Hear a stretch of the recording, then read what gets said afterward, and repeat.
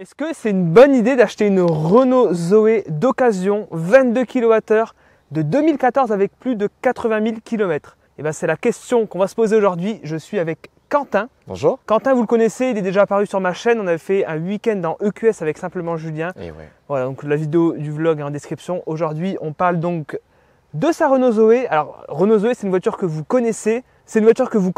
Donc on ne va pas représenter le design, etc. On va surtout parler d'usage. Pourquoi Quentin a acheté cette voiture? Est-ce que c'est une bonne idée? Est-ce qu'il faut acheter la Zoé? Les potentiels problèmes qu'on peut rencontrer avec cette voiture et ce modèle de cette année. Donc voilà, plein de questions qu'on va se poser aujourd'hui. On va peut-être faire le tour et je posais déjà une première question à Quentin.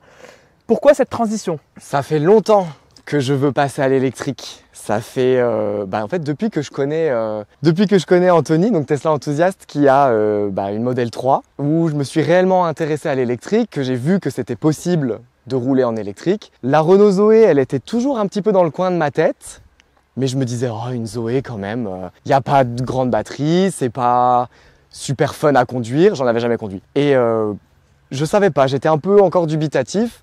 Et surtout, raison principale, c'est que ma 207 thermique était payée. Et donc, elle me coûtait que 150 € par mois entre le carburant et l'entretien. Donc, trouver une voiture électrique pour moins de 150 € par mois, c'est un vrai défi.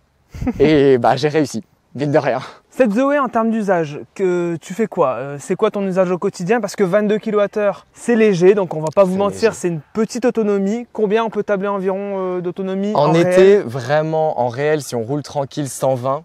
Et je pense qu'en hiver, 90. Ok. Après l'hiver, je redirai en hiver. Oui. On se reverra après l'hiver prochain. Tu me feras un débrief. Mais pour le moment, je suis à plus de 100 km d'autonomie de sûr. Ok, donc c'est vraiment un usage urbain au quotidien. Ouais. Tu nous expliqueras aussi le long trajet que tu as fait, parce qu'il a été la chercher assez à loin. Toulouse. Voilà, à Toulouse. Donc on en parlera un petit peu si c'est possible de faire un long trajet, etc. Mais toi, globalement, ton usage au quotidien, c'est quoi, on va dire? Mon usage au quotidien, c'est de la ville. Rayonner autour de la ville, aller à mon travail. J'habite au centre-ville, je travaille juste à l'extérieur de la ville, donc j'ai, je sais pas, moins de 10 km pour aller à mon travail. Okay. Donc en général, je prends le tram, mais c'est vrai que depuis que j'ai la Zoé, je préfère y aller avec ma voiture électrique. Mais voilà, c'est que de l'utilisation urbaine, périurbaine. Je fais un petit peu d'autoroute à 110 le week-end. Ouais, donc on peut quand même…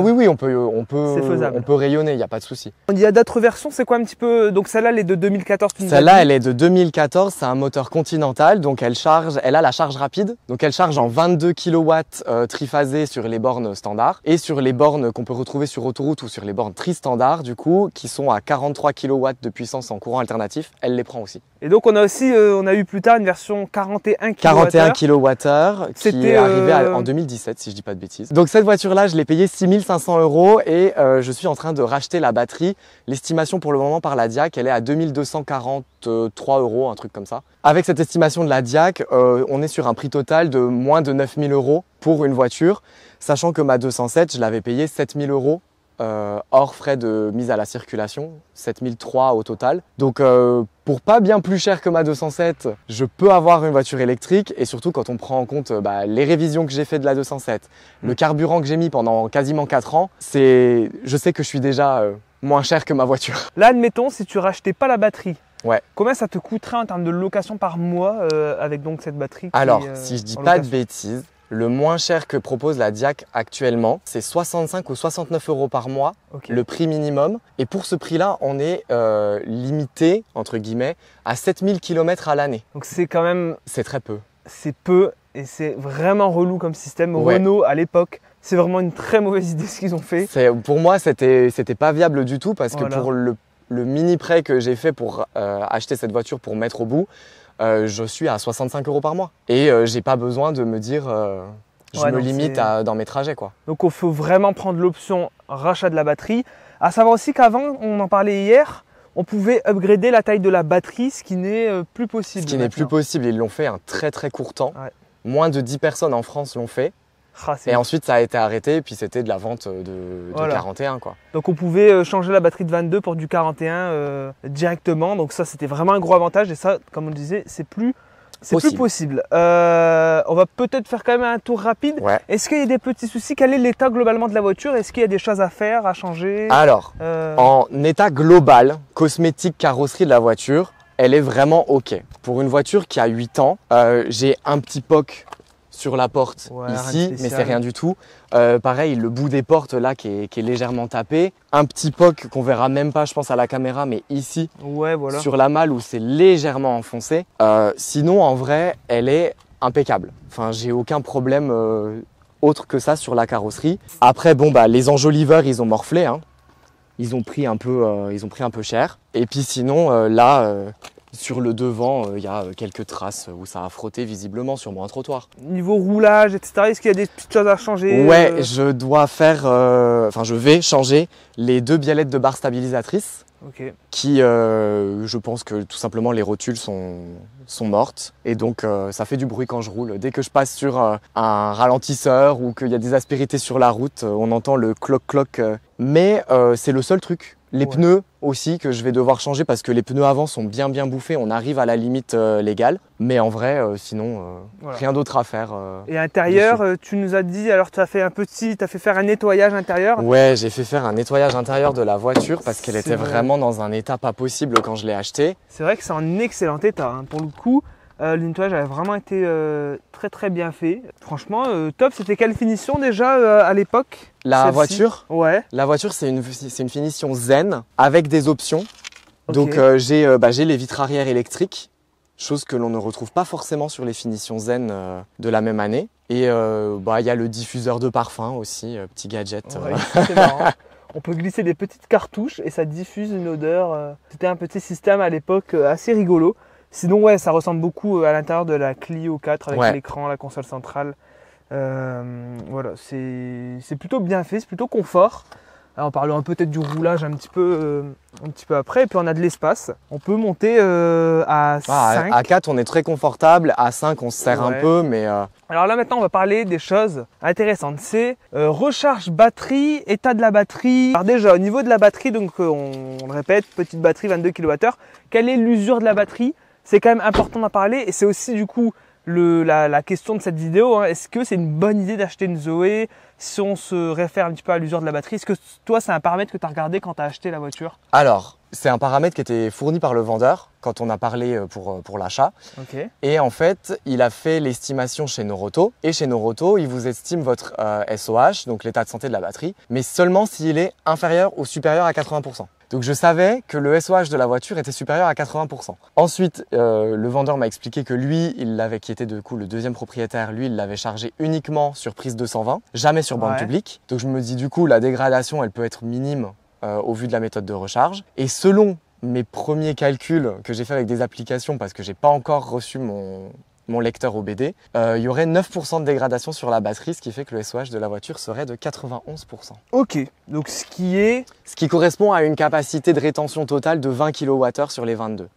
Ok, donc on a perdu 2 kWh, total. Ce qui est pas des... Enfin, je sais pas comment trop juger cette info. En vrai, moi je ressens pas nécessairement la perte, dans la mesure où les chiffres d'autonomie que j'observe sont ceux sur lesquels j'avais tablé à la base. Donc je suis pas déçu en tout cas, au vu de, même s'il y a plus de dégradation au final, au quotidien je fais quand même plus de 100 km avec une seule recharge sur la voiture, quoi. Donc, parlons un petit peu du coup du port de recharge. Alors moi c'était la question que je me posais. Quel port on a à l'avant? Est-ce qu'il y avait un port propriétaire sur les premières Zoé, etc. Alors, pas du tout. C'est un... Bon, bah là, elle vient de se fermer, mais c'est... Ah oui, parce qu'elle a cette option-là aussi. Elle a le pack Easy, où j'ai démarrage, ouverture, fermeture sans avoir besoin de la clé. Donc ça c'est une option qu'on retrouve pas du tout sur les autres. Donc non, il y a cette carte-là du coup avec le logo du port de charge qui est juste ici. Donc on peut l'ouvrir soit avec la carte ici, soit depuis l'intérieur de la voiture. Et en appuyant comme ça, tout simplement, ça va déverrouiller la trappe. Et ensuite, hop, on pousse ça et on a un deuxième cache à l'intérieur où on a un port type 2 des plus standards. On a un port type 2 et donc sur les Zoé, n'importe quelle Zoé, même les premières, on avait un port type 2. Sur toutes les Zoé, ouais, c'est un port type 2 comme ça. Il n'y a que la dernière génération qui, en option, propose le CCS. Ok, le CCS. Donc charge rapide sur la nouvelle jusqu'à 50 kW. 50 kW, ok. Bon, du coup, on a changé de spot parce qu'on se faisait agresser de fou par des abeilles, des guêpes, je sais pas trop ce que c'est. Des gros trucs qui piquent. Voilà, c'est ça. Donc, on a bougé un petit peu. Là, maintenant, on en vient donc à notre nouveau point. Comment t'as fait pour la chercher? D'où elle vient? Combien de kilomètres? Est-ce que ça a été galère? Explique-nous tout. Alors, du coup, c'est une voiture qui vient de Brax, juste à côté de Toulouse. Et je suis parti en train de Nancy jusqu'à Paris. Et à Paris, j'ai pris un bus de nuit pour aller jusqu'à Toulouse parce qu'il n'y avait plus de place dans les trains, tout était vendu. Et ça s'est bien passé pour cette partie-là. Et le lendemain, du coup, j'ai récupéré la voiture et je suis allé sur Toulouse. J'ai chargé un coup sur Toulouse le temps de manger et je suis reparti de Toulouse avec 100% de batterie pour rejoindre Agde. J'ai passé 4h30 sur la route, un truc comme ça.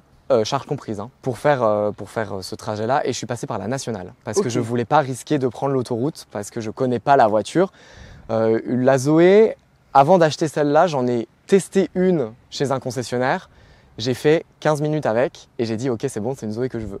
Okay, ouais. Donc ensuite, je suis allé l'acheter, mais littéralement, j'ai acheté la voiture sans jamais avoir réellement conduit et je savais pas réellement à quoi m'attendre en termes de consommation sur autoroute. Et pour moi, c'était plus simple de passer par la nationale avec les petites bornes dans les villes et villages. Donc c'était la découverte C'était la découverte totale. C'était un sacré baptême du feu. Ouais. Le baptême de la voiture électrique. Oui, donc tout s'est bien passé sur ce trajet-là. Je suis allé chez un ami le soir à Agde. Donc je suis resté chez lui, j'ai chargé la voiture sur une prise de 120. Et le lendemain, 7h15 du matin, je suis parti plein d'espoir pour rejoindre Nancy. Ouais. De Agde à Nancy. Le but c'était Agde-Besançon de sûr. Il fallait que j'arrive au moins à Besançon et au fur et à mesure du trajet, je me suis dit bon, si je m'arrête à Lyon, c'est pas très grave. Mais je voulais vraiment arriver à Besançon puisque mes parents sont de Besançon. Et j'aurais mis au total 21 heures pour relier Agde à Besançon, avec une grosse galère de bornes dès le premier arrêt recharge, où en fait j'ai pris la A75 qui est une autoroute gratuite parce que je voulais pas non plus payer le péage. Donc j'ai pris la A75 et arrivé à l'aire du Kellar, je me suis retrouvé face à une borne Total Energy complètement pétée, qui était la seule borne de recharge de la station de l'aire d'autoroute en fait. Et du coup, bien paniqué parce que tu sais pas quoi faire dans ces moments-là. Parce que c'était pas du tout ce que j'avais prévu. Moi, j'étais plein d'espoir, plein d'entrain. Je me suis dit, allez, on y va. Tous ceux qui disent que rouler en voiture électrique et que c'est des galères de borne, ça n'existe pas. Parce que pour moi, tout mon trajet avant, il s'était très très bien passé. Donc j'ai réussi à trouver une autre borne pas très loin. J'y suis allé tranquillement puisque la voiture me mettait que 34 km d'autonomie et que j'avais 14 km à faire. Donc je me suis dit, bon, on va y aller mollo. Arrivé du coup au village du Cornus, je me branche à la borne et là encore une fois, borne pétée. Donc là c'était bien la galère parce que j'avais plus assez d'autonomie pour rejoindre du coup une troisième borne que j'avais vue autre part. Donc j'ai gentiment demandé à la boulangerie du village si je pouvais me brancher en 220 sur leur prise plexo extérieure. C'était un peu comme l'épisode de Top Gear, tu te rappelles avec je sais pas si tu l'avais vu, Top Gear donc Angleterre avec 3 électriques, la Nissan Leaf, etc. C'était vraiment les tout débuts où ils se branchaient sur des prises électriques, donc ça mettait des heures et des heures. J'étais très très content d'avoir une boulangère bien gentille en face de moi qui m'a dit écoutez, branchez-vous et puis si ça saute, on verra. Voilà. Et au final tout s'est bien passé, je suis resté 1 heure branché. Donc ça a attiré la curiosité des habitants qui me disaient mais vous savez, on a une borne juste là. Oui, je sais, mais elle est pétée. Donc globalement, est-ce que tu gardais quand même espoir? Tu t'es toujours dit, même pendant la route? Alors, l'espoir, il est réellement revenu quand j'ai réussi à rallier du coup la 3e borne de recharge qui, elle, n'était pas pétée, où j'ai pu me brancher et où j'ai rencontré une famille incroyable qui roulait aussi en Zoé 41. Alors, aussi en Zoé, mais une 41, je devrais dire. Et qui, eux, en fait, m'ont donné plein d'astuces avec ChargeMap et tout ça pour repérer les bornes, avoir les indices qui te disent tiens, est-ce qu'une borne elle est cassée ou pas, parce que si une borne elle est marquée comme occupée 24 heures sur 24, il y a sûrement de grandes chances qu'elle soit buggée et donc du coup qu'elle ne fonctionne pas. Okay. Regardez les commentaires aussi de la communauté ChargeMap pour voir qui a pu charger quand, parce qu'il y a des personnes qui ont pu charger la semaine dernière, d'autres il y a 2 mois. Et parfois c'est pas mis à jour, parfois c'est mis à jour et vous avez des personnes qui disent voilà, moi hier j'ai réussi à charger. Donc vous savez que vous partez sur une borne qui potentiellement a plus de chances d'être en fonctionnement qu'une autre. Okay. Donc ça c'était pas mal. Donc c'était globalement... Et puis j'ai fait mon bonhomme de chemin. J'ai fait plusieurs arrêts recharge tout au long du trajet. Jamais plus de 40 minutes. parce que, encore une fois, ne connaissant pas la batterie, à chaque fois je me branchais, j'avais encore 50-60% de batterie Oui. restant. Ouais, le plus bas que je suis descendu, c'est que ça doit être 40% quand je me suis branché à une borne. Et je Ok. faisais des arrêts tous les 80-90 km. Donc on voit vraiment que la Zoé, en tout cas dans cette version ici, 22 kWh, c'est pour un usage urbain, périurbain. Ouais. Ou vraiment de la route à 80, quoi. Voilà, Une route fois à à vitesse 80. stabilisée, c'est ok. Voilà. Mais quand vous passez sur du 110, des trucs comme ça, c'est bon, votre autonomie, elles fond comme neige au soleil. Ouais. Donc on voit quand même que ça a bien évolué. Ouais. C'est une voiture qui est donc intéressante à acheter, même si elle reste quand même relativement chère. Oui, ça reste cher pour une voiture qui a 8 ans, Voilà. bien évidemment. Après, on paye la technologie, on paye... parce qu'à l'époque, c'était vraiment des... C'était novateur. C'était la première voiture électrique du groupe Renault. Oui. Je pense qu'il y a encore, déjà de 1, ce résiduel de cette voiture-là. Et aussi de 2, ben, l'engouement qu'on connaît actuellement pour la voiture électrique avec les prix du carburant qui ne font que Ah oui, monter. oui, oui, L'intention de l'Europe de passer au tout électrique neuf d'ici 2035. oui. Ouais. Et on le voit, le prix des véhicules d'occasion électriques, il a juste flambé. Enfin, c'est Ah, c'est affolant. c'est Vraiment, devenu n'importe quoi. Hein. La cote, parce que toi, rapidement, tu avais d'autres modèles en Ouais, tête, peut-être j'avais une liste de critères qui était assez exhaustive. Et un autre véhicule qui aurait pu correspondre, c'était la Hyundai Ioniq 28 que je voulais en finition exécutive. Et ce modèle-là, j'en trouvais à l'époque pour 17-18 000 euros, Ouais, ça sachant va qu'il n'y a augmenter. pas de rachat de batterie sur ces voitures-là. Mais c'était hors budget, malgré le fait que bah, voilà, la voiture elle est ultra polyvalente parce qu'elle a du CCS, parce qu'elle consomme rien, que l'autonomie est très décente. Mais c'était pas dans mon budget. C'était pas possible pour moi d'acheter cette voiture-là Ouais, la parce cote que a explosé. et la cote a explosé. Maintenant, on est sur du 21 000, hein. Facile, pour une finition créative. Donc même pas l'exécutive. Donc merci la chaîne EV Merci la chaîne EV, d'avoir ouais. augmenté la cote de la Ioniq 28. Avec tous vos tests de consommation, Voilà. voir qu'elle est géniale cette voiture. Non mais voilà, donc globalement, ouais, t'avais ça. E-Up, globalement, est-ce que ça t'a intéressé Trop petit pour moi. E-Up trop petit. Trop petit, ouais. C'était, je voulais une petite voiture, mais je voulais pas une trop petite voiture. Ouais. Je suis très content de la Zoé, franchement. Voilà, donc t'es content. Donc globalement, est-ce qu'on peut recommander une Zoé 22 même peut-être en deuxième voiture pour aller au boulot Ah oui, clairement. Si vous faites une affaire, s'il y a une occasion voilà, qui se présente, franchement. Ah non, franchement, on y va. foncez, hein, parce qu'en plus toutes les bornes publiques en voirie en tout cas, elles sont à 22 kg. Ouais, ça c'est gros Dans avantage, hein. dans les parkings souterrains, ça peut être différent. Parfois c'est bridé, mais sur les bornes publiques, c'est du 22. Enfin, moi, j'ai pas de chargeur chez moi, j'ai pas de prise 220 dans mon garage. Ouais. Je ne charge que sur borne publique. Et la plupart du temps, c'est soit gratuit, soit ça coûte rien du tout, quoi. Enfin, 66 centimes les 30 minutes de connexion. Ouais, donc gros avantage. Pas de souci, hein, je signe tous les jours. Hein. Ok. Mais donc non, très content de cette voiture, très polyvalente malgré tout. Alors c'est sûr que je partirai pas en vacances avec parce que c'est très long, C'est pas ce qu'on lui demande de toute manière. mais elle a jamais eu vocation à ça. Là, c'était plutôt une vidéo tranquille pour voilà, découvrir un petit peu la Zoé. C'est quand même intéressant d'avoir des retours d'expérience, des transitions de thermique à électrique, surtout avec une Zoé 22 kWh. Ah ouais, moi je suis Future motivé, hein. collector. En plus, dans cet état, elle est vraiment super clean. Je vous ai mis des images durant la vidéo d'illustration, voilà, avec des plans de la voiture. Donc c'est plutôt cool. Je te remercie, Quentin. Merci à toi. Et bah voilà, regardez les vidéos qui sont en description, regardez la chaîne, abonnez-vous, Instagram, vous connaissez. Et moi, je vous dis à la prochaine. Ciao!